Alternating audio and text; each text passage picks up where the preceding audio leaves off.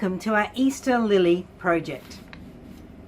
For this project we're going to create a beautiful textured background in reds and using some pain grey to darken the red, and then we're going to be adding our Easter lily over the top. But we're going to start by using a mixture of crimson paint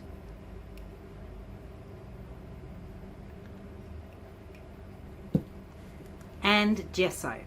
I use this particular Montmartre gesso for these sorts of backgrounds because it's a little bit thicker than some of the other gessos, but any brand of gesso that you have will be fine. And you can do the background in any colour you like. I simply chose crimson because I thought it would give us a lovely colour in the background. So I'm just mixing up our gesso with that crimson paint using a plastic palette knife. You can use a metal plastic palette knife just as well, or a plastic card, a disused credit card works as well. Let's put the lid on. And now that I've got that mostly mixed, it doesn't have to be perfect, we're going to spread it over our canvas. I'm using a canvas today which is 25 centimeters square or 10 inches square. You can use canvas or watercolour paper or canvas board or a plain board that you've coated perhaps with a coat of white gesso first before we do this. Any substrate that you have that you want to use will be fine, but it does need to be fairly thick, at least 300 GSM if you're using watercolour paper, because we are going to be applying the paint fairly thickly and scratching into it and so forth. Just making sure it gets all over the canvas.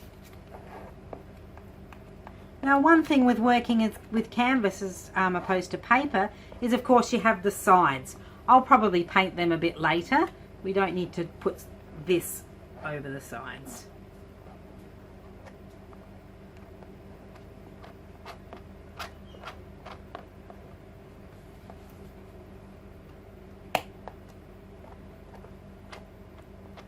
Right, so once we've got that pink colour all over our canvas, it's time to start adding in some texture.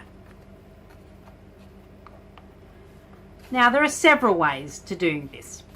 We can take a scratching tool such as a stick. This is a porcupine stick, but any stick will do, or the end of a brush handle or something like that, and we can simply scratch in some things.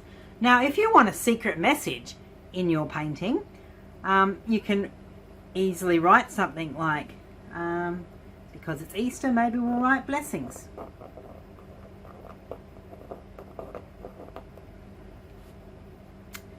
Okay, I've written it up in the top corner because our flower and leaves are going to be coming down here. But you can write anything you like, and you can write it amongst the leaves if you prefer. Another way of adding some texture is to take some rubber stamps.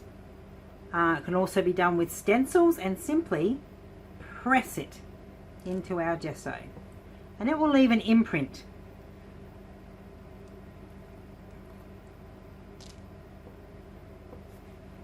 I'm not sure if you can see that on the camera. Right, another one up here.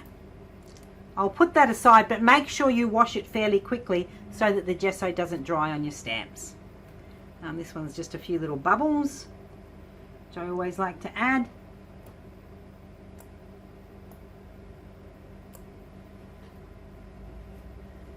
Some leaves.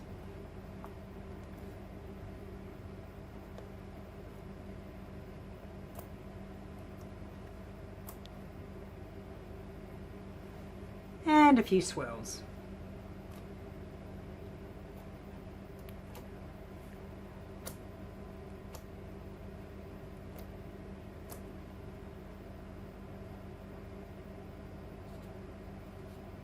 Alright, you could also use some little plastic lids. Put it in and twirl, just making some circles there.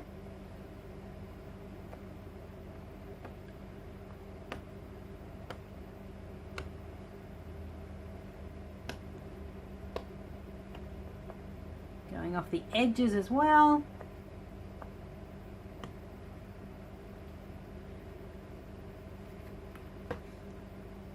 Alright, and I'm just going to try using a stencil and see how that works. If I just put that down, and then come back with my palette knife and just go like that, it should, yes. And some of that imprint is in there. Put that up here as well.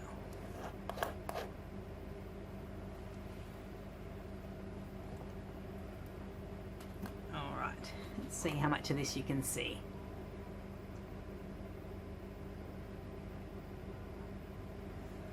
And now that that's done, we need to leave that to completely dry. And when I say completely dry, that may mean that you leave it to dry overnight, certainly for a few hours. You'll know it's dry if you can touch it and it's not cold.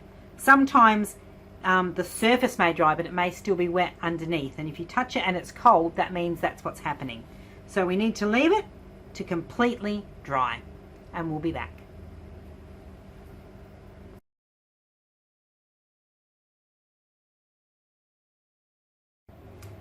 So now that our pink background is dry, I've left that for several hours. I left it outside in the sun, so to speed up the drying process a bit. And I can feel that it's completely dry. There's no real cold spots on there.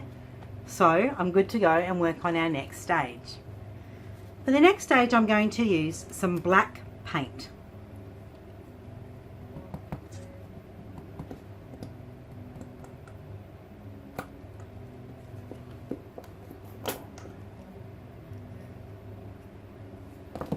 I've got my bristle brush, and the idea is we're going to put black paint over the top and try and get it in all those little grooves and marks that we made using our stamps and other tools.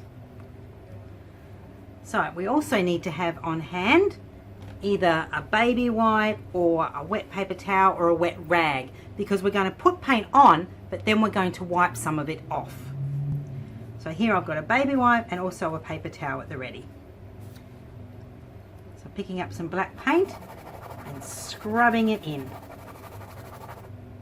And I'm going to put the black paint pretty much all over my work.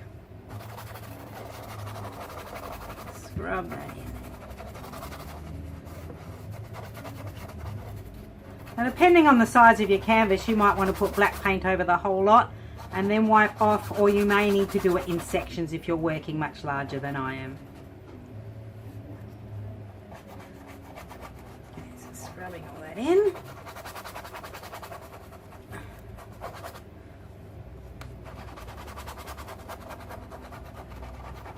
Really want to give it a scrub so I can get it into all the little grooves.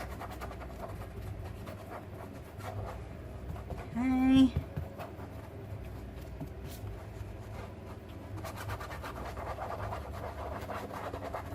All right.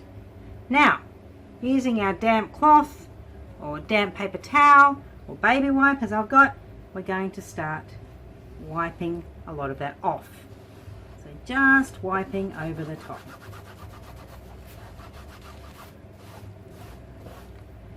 Okay. Alright, throw that one out.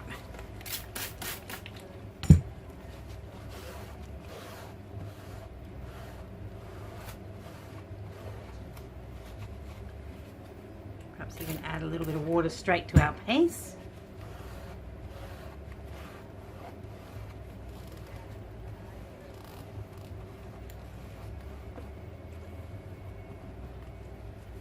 Okay. Some more paper towels.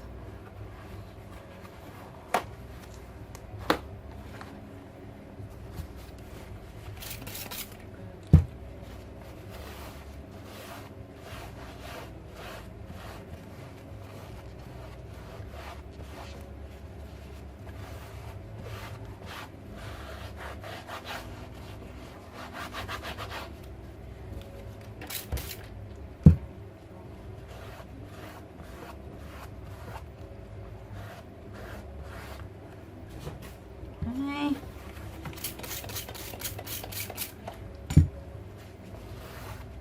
And we keep going, wiping it back, almost in some places right to the pink.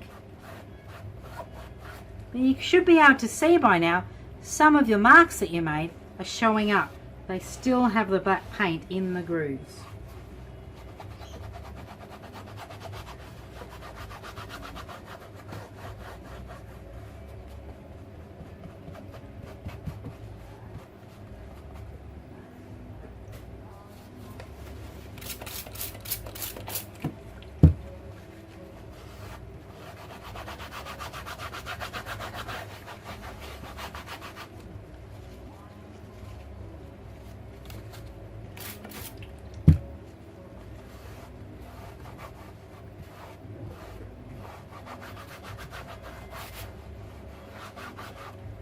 Alright, I'm going to grab an old cloth and see how that works.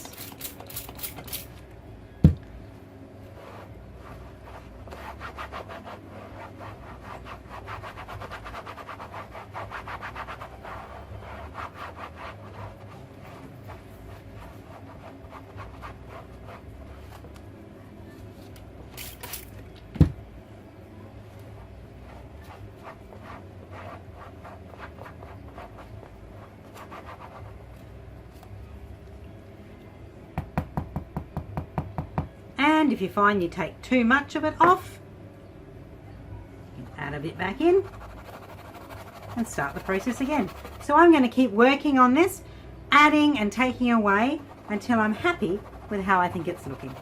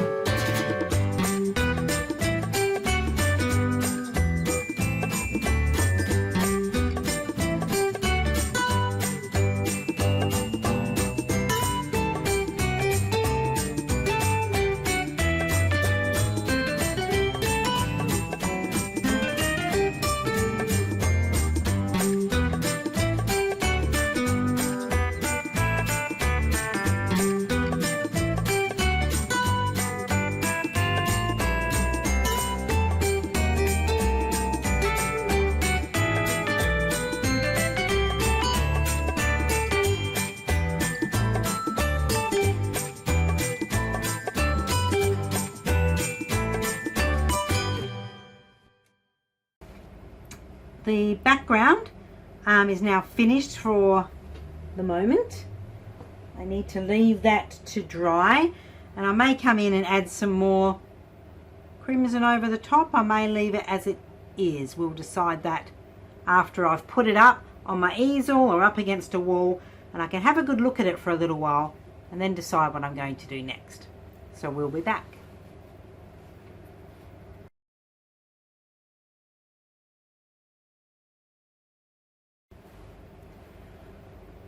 Okay, welcome back. Now, sometimes in the painting process you have a certain plan in mind, and then something happens and it makes you reconsider that. I was going to make this painting a very dark background using a very dark crimson, but I'm kind of liking, what's happened is I'm liking the lighter pink together with the black.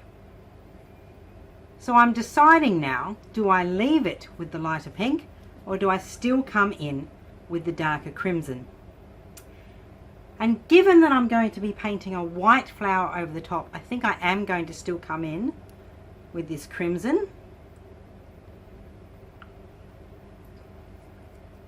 I also want to put out a bit of Payne's grey in case I want to mix the crimson and make it slightly darker. So I'm going to have a rag on hand and we're just going to see how we go. So once again, I'm starting off with a clean, dry bristle brush. I'm thinking that might be too bright. So let's add a bit of Payne's grey to that. Get a nice dark maroon type colour going.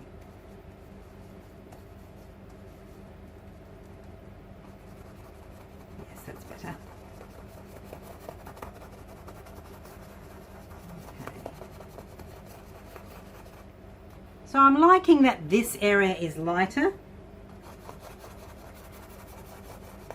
but I don't want it too light because that will be where our white flower is.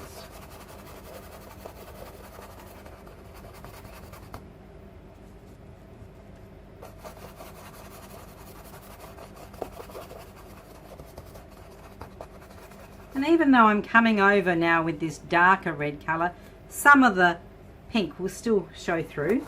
So we'll get that variety of colours still happening.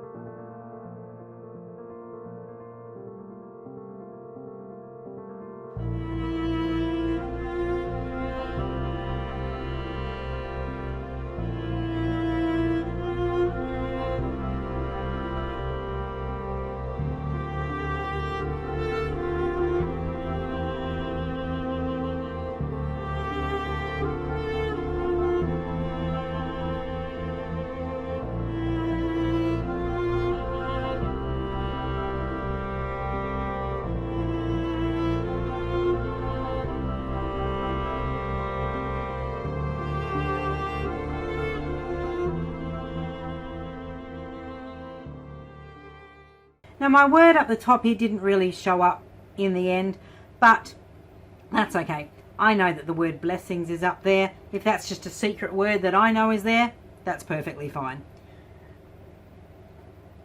All right. And once again, we're going to leave that to dry. And I think that'll be it for our background. We're going to add the beautiful white Easter lily over the top in the next segment.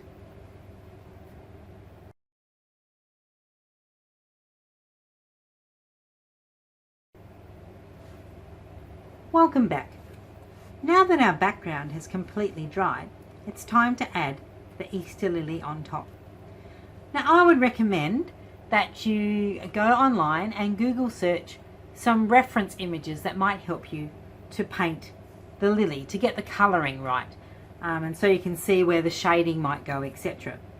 But otherwise, just using our drawing of the Easter lily, we will start block drawing and blocking it in. Today I'm going to be using, because obviously we can't use carbon paper or a normal pencil to draw it in because this might be a bit dark, I'm going to use some white charcoal and possibly my Stabilo Acryl pencil. Now this is a pencil that is water soluble and it can basically write over any surface, and they come in a wide variety of colours. This one's white, which would be great for drawing in our flower. But I'll start off just using the charcoal and see how we go. So I'm just going to figure out where the placement of it would be, because obviously I'm using a shorter canvas than my piece of paper. So yes, I think about there would be good. Okay, so I'm just going to copy my image It doesn't have to be exact, of course. And we're just going to use this as a reference to copy in the flower. Now I think I've started over too far, so the good thing with using a charcoal pencil is you can just simply wipe it off.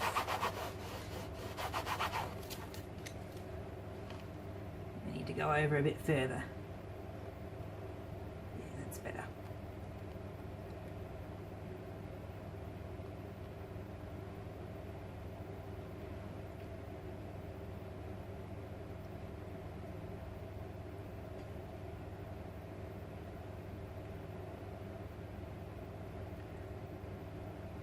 So I'll continue following along my reference image and just drawing it in.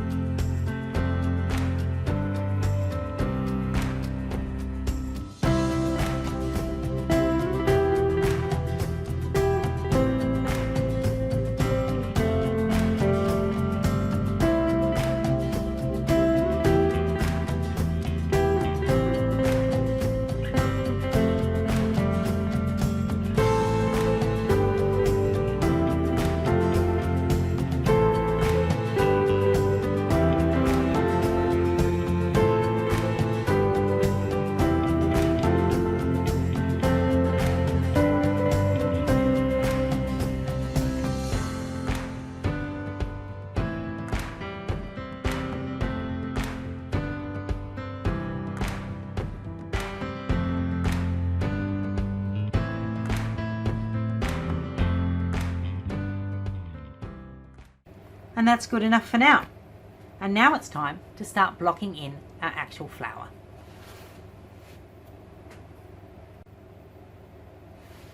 To block in the flower, I'm going to start off using straight white paint.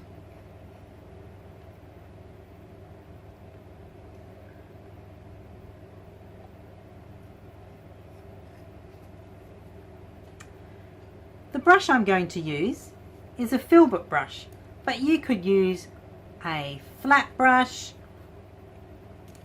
or a smaller flat brush or a round brush or a bright or any sort of brush at all that feels comfortable to use. I like using the filbert brush because it has this rounded tip and I feel I can get right down into the points of the petals with it.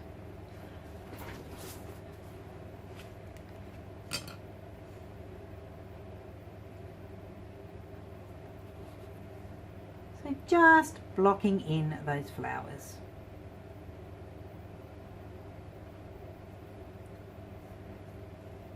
Dip it in a little bit of water if need be. And remember, always have a paper towel or baby white or something on hand in case you make a mistake you want to wipe it off. Because this background is now dry, you can easily just wipe it off with a baby wipe if you get a spot of paint somewhere where you don't want it. And I'll now continue on blocking in all the petals.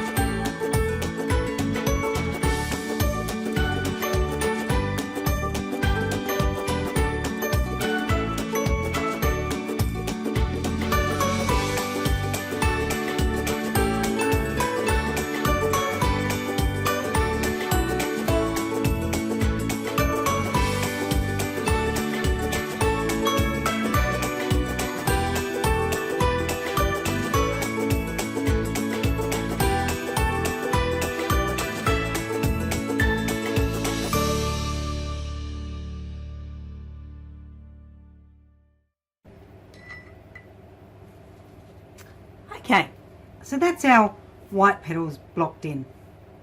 So we also are going to need some green for the leaves and these stems in the background. For this, I'm going to use some phthalo blue.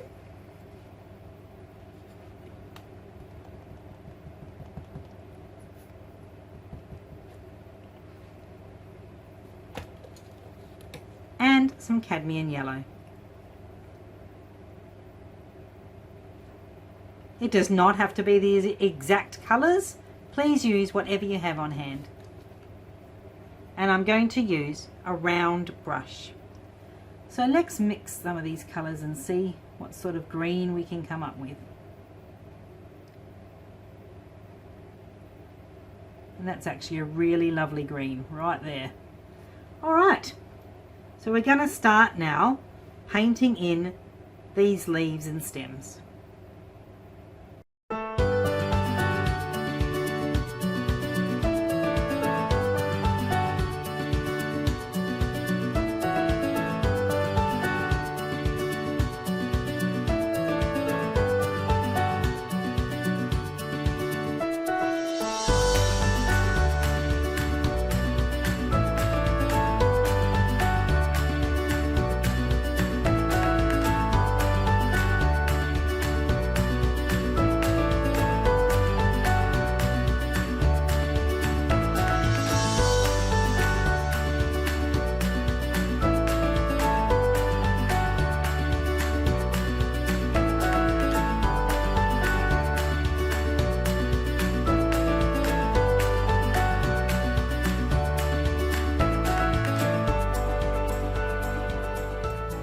The reason I'm adding more yellow to these particular leaves is because these are the ones I want to come forward in the foreground.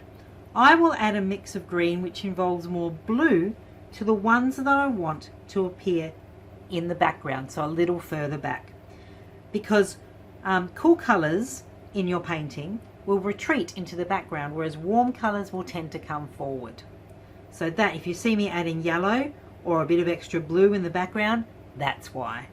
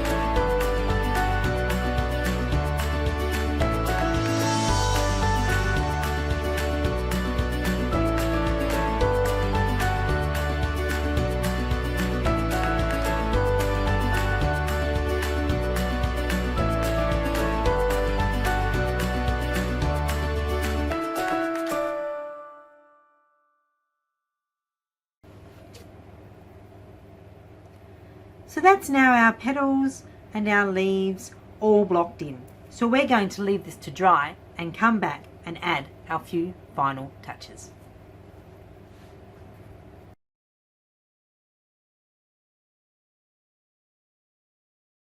Welcome back. So now it's time to finish off our painting by adding a little bit of shading and some final details. We also need to get rid of some of these white lines that still are there from the charcoal, and I can easily do that just by using a baby wipe, wiping off any of those lines that still might be visible.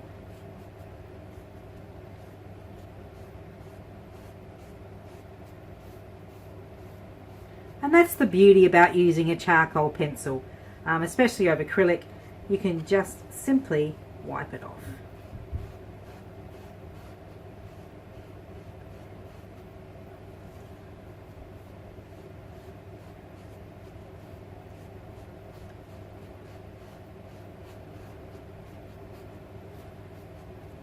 Alright,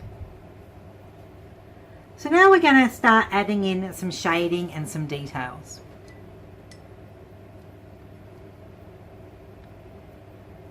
Now to begin with, some of this would be green, so I'm going to mix up a little bit more of our green mixture. And start putting in some green, leaving some of the white showing.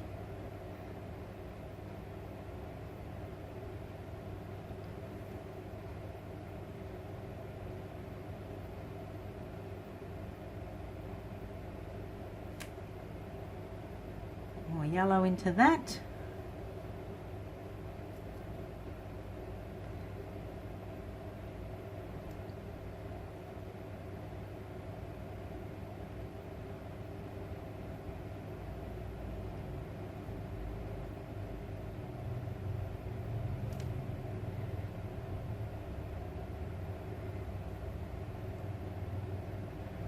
And a few highlights on the leaves that might be catching a bit more light than the bottom half.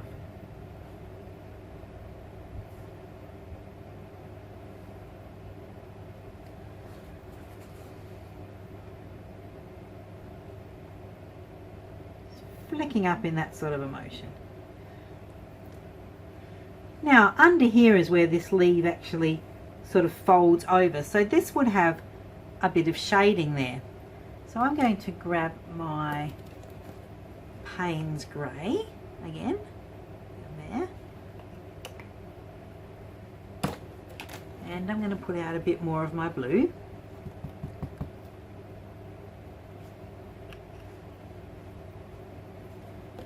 And I'm going to see if I can mix up a grey colour that we can use for shading. It doesn't need to be too dark.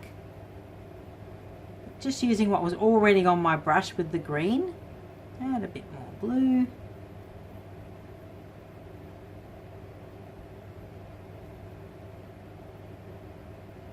And we can even add some white to it.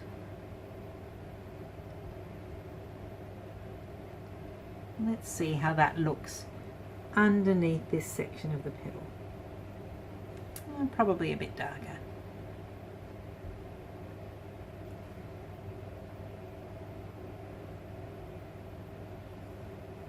And that will help us to give some definition to the petals and also to provide that shading underneath. And I might even add a bit darker again, right under here.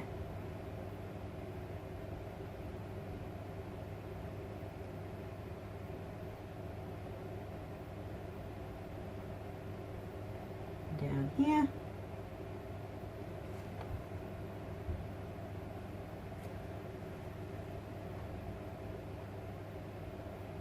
This one's folded over.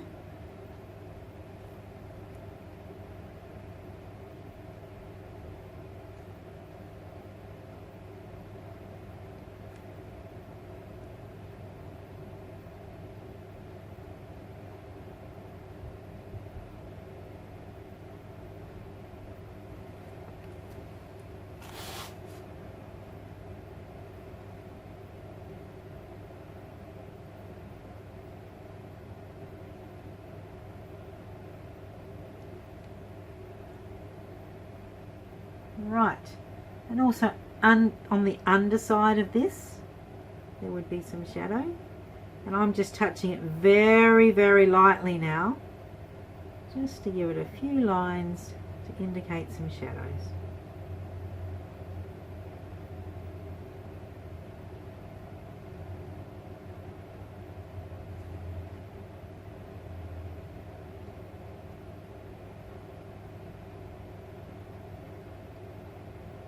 Decide you've gone too dark, add a bit of white back in. Right.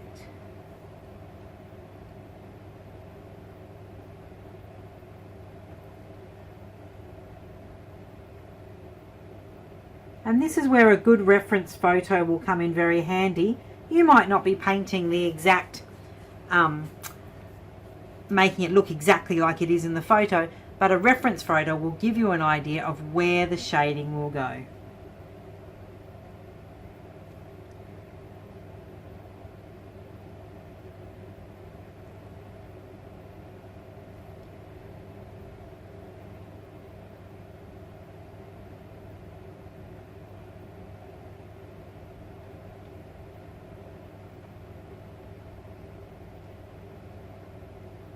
See, I'm just touching it with the very tip of my brush, and I'm getting those brush strokes which are like lines coming down, and I like that. Now, as to how realistic you wish to paint your lily, that's totally up to you. You might do it very realistically, or you might do it with a lot thicker paint to give a more painterly type appearance. I prefer somewhere in between.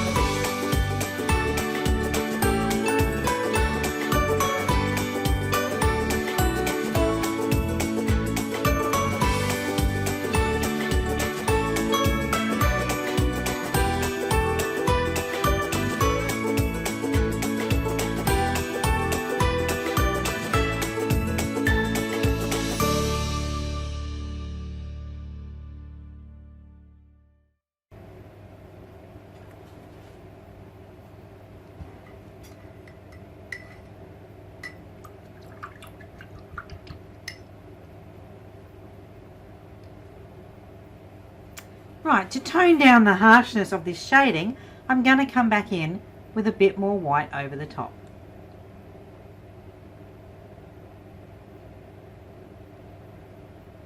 Very lightly, so we can still see the shading underneath.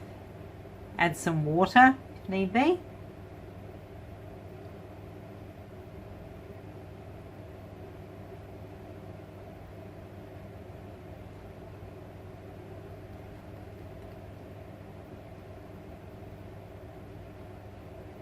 Very, very thin paint.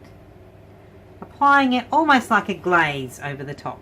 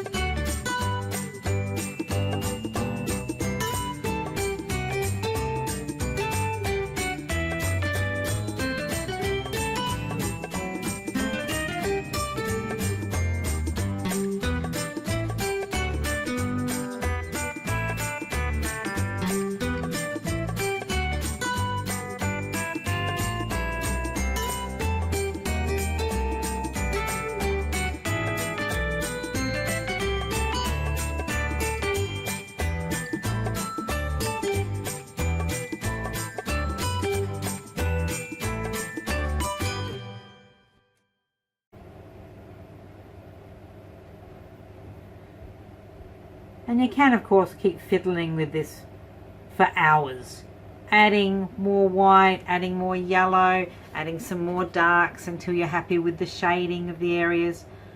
But I think we are almost there. I'd like these a little bit more yellow. There we go.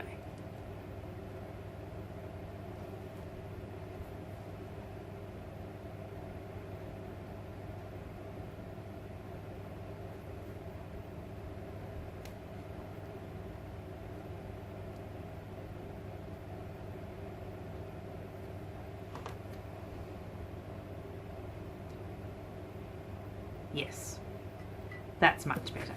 Okay, I'm going to call this done now. Thank you so much for joining me. I hope you enjoyed painting our Easter lily, and I hope you have a wonderful, blessed Easter.